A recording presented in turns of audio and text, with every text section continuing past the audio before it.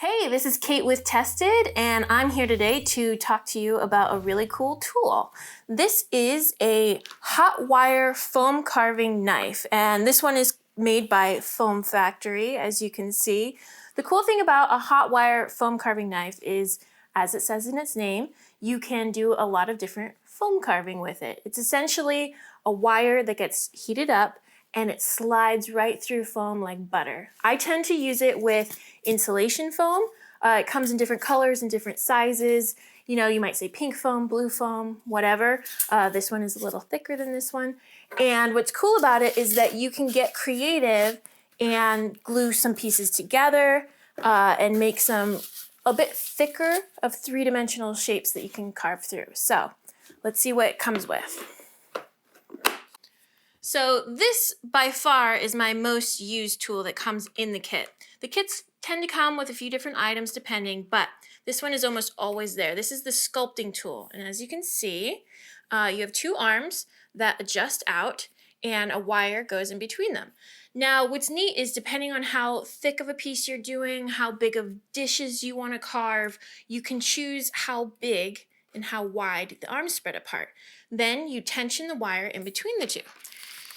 Here you can see it comes with a bag of extra wires because eventually you will burn through some of these or one might break. So you have these backups here. And when you come, this is not threaded yet at all. You get to choose your size. It has a handy dandy tensioner tool here. And what it does is it clips onto the base. So you look for your two screws and you've got your two holes here and you want to line those up. It fits in the notches there. Like that, snap it into place, and now it keeps your arms in the position that you want it, so it's totally open. You can see this is still a little loose.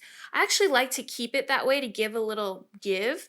If it's too tight, you do run the risk of wanting it to snap, but it's totally up to you. Tighten it, loosen it, totally to your preferences. So that is the sculpting tool, and I really like that one. This one is actually an engraver tool. And you can see it's a bit thicker. This one is a short one. I think that they also make a longer one. This one's really good for doing surface detail work, you know, basically engraving, a little bit of surface carving. If you're gonna make maybe a special scroll pattern just on the top, if you're gonna write something like on a sign, there's a lot of really good control that you have with this one as well. Because this one's a shorter one, it's got this good base. So I find that it's really easy to make some pretty detailed, intricate markings with this. And lastly, this is the plain old hot knife tool. They say you can plunge, slice, and dice with this. So basically, it is a longer, thinner needle. You know, it's gonna be similar to your engraving tool in that you can sort of do some surface work if you like. Another interesting thing you can do with it is to do some scroll work. So say I wanted to put in, you know, a curly cue into this as if you were using a scroll saw. You can go all the way through it. That's the benefit of it being so long, and really slowly go through there and add your pattern into it. This one has a lot of versatility. Something to be careful for is that if you put too much pressure, it might want to bend and you could get sort of a warped end. And in the instructions, even they say for best results, keep it straight. If you notice it's starting to bend, obviously unplug it, wait for it to get cool, and try to bend it back into a straight shape. But yeah, this one has a lot of versatility. You can end up doing a lot of things with it. I have found if I need to just make a hole straight through a piece of foam and I don't want to risk, you know, using a drill bit and it being a little too strong and tearing things up, this is a nice way to slowly go through it. And then you can slowly bore that hole wider if you need to, or even if I've used a bandsaw and cut part of it, I need to match up two different cuts together. This is just great to get in there and do a little more detail work. Lastly, this kit comes with styro goo. This is basically a specialty glue that is meant specifically for styrofoam. Since this kit is meant to be used with various kinds of styrofoam, they recommend using this if you have accidentally broken a piece off, if you want to stack some pieces of foam together, anything like that. This is their proprietary brand of glue. I tend to lean towards a spray adhesive or even hot glue, but it's nice to know that if you want to stick within the same brand and family, that that is there for you. Um, all three of these tools basically plug into the same power outlet here, and you can see they all come with the same bit on the end.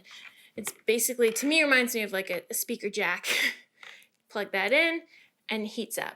It should heat up, I want to say within 30 seconds, maybe a minute, and then you're good to use it as long as it's plugged in. After you unplug it, obviously give it a little time, let it cool down a bit. All right, let's see some of the examples of what you can do with these tools. Now, keep in mind, some of this foam can be quite toxic, especially when you heat it up. So out of abundance of caution, I'm going to be wearing a respirator. Try to do it in a well-ventilated space, yada, yada, yada. Be careful. Just use your best judgment. Now, right here, I'm going to be stacking a few of these thinner foam slices together. This will allow me to carve something that's a bit larger, but using this thin material. Now, something to keep in mind when you are working with foam, and as I am here, hot glue, if the glue is too hot, it will melt right through the foam, and you won't be able to meet them up in time before it sort of goes through and creates a giant cavern. So you want to make sure that you're using a hot glue gun on its lower setting. That way it doesn't melt right through, create a giant cavern, and make a huge puddle of the glue, and then you can't even join the pieces together. So I also like to make sure that I'm using the glue sparingly. You don't want to have a huge chunk that you have to carve through if your hot knife should hit it. So I do thin layers, just enough to make them stick together. Put it down. The benefit of using a low setting is that the glue cools and dries quickly. So here we have our nice little mountain set, and it's good to go. Now, as an example, since I've made this one a nice stack and it's got an angle naturally made into it, I will just make this sort of look like a mountain.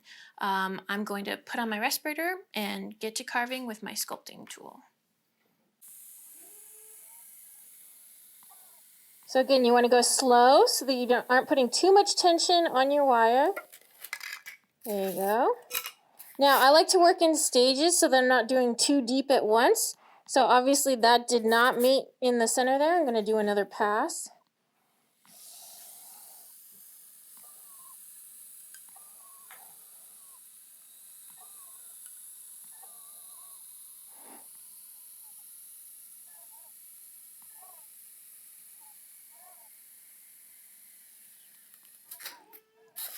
Yeah.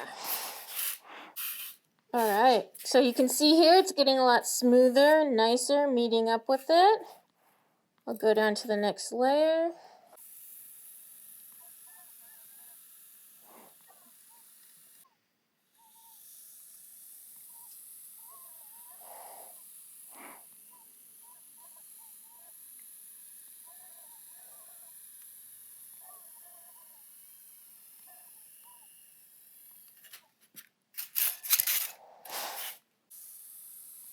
You end up just having to be real patient with it. Like I said, you don't want to rush it. You don't want too much tension. Just let it slide through the material on its own.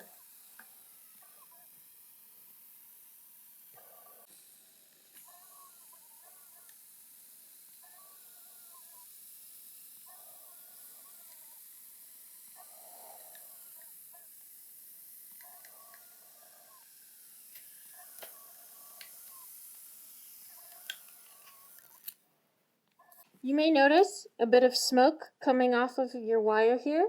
It's burning off any residue that's been left behind. So you can see sometimes the foam will leave a little bit of goo on there. It's burning that off. And that's precisely what you probably don't want to be breathing. If you find that your wire's not getting hot enough or it feels like it's stretching too much, it might be a good idea to take a wet rag or something like that and try and clean off the wire as the residue builds up, but be careful not to burn yourself.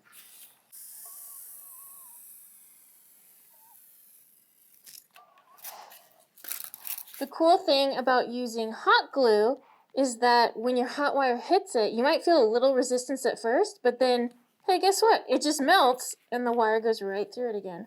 All right. This is good enough for the example I want to give. You can see how nicely it goes through and gives some natural undulations and shapes. Now, if I wanted a particularly jagged mountain, if I wanted the lines going in a different direction, there's always room to go in and be more detailed. And also, this can be used just as a starting point. You can then go through with your Sureform, with sandpaper, with sculpting tools, anything you want. But that was a very satisfying process, gave us a really good start on what I think could be a pretty cool landscape piece. Now, that was the sculpting tool. I will give you a little demo on the hot knife tool and see what that can do with maybe a little scroll work. Oh, this one's even more satisfying.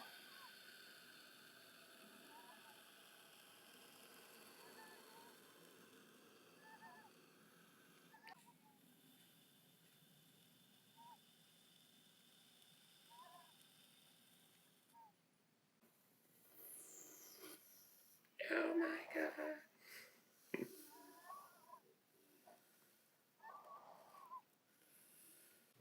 All right, so as you can see, you can do some fun scroll work there with the hot knife function. You can cut out chunks as opposed to using a bandsaw. You can put holes right through the middle of it. It's really versatile. I like that you can do a lot with it.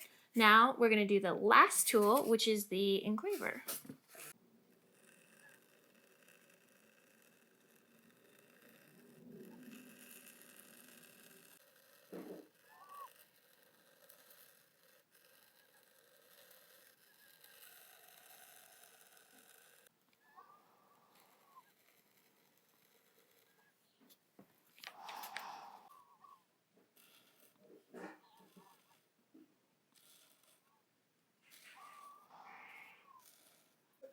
All right, and as you can see there, I had some very satisfying work with the engraving tool.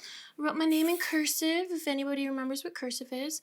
Showed an example of sort of some filigree work that you can do, simple dots if you needed it for a texture, if you want to create little craters, whatever you need. Very quick, very simple, very satisfying. So that's, I think, a good example of all of the different things you can do with this Foam Factory hot wire knife foam carving kit. Hopefully you guys found that useful. If you have one yourself, if there's projects you've used it for, or if you're gonna go out and try one now, make sure to hit us up, show us what you've done. I'd love to see it. Otherwise, hope this has been helpful. I'm Kate, take it easy.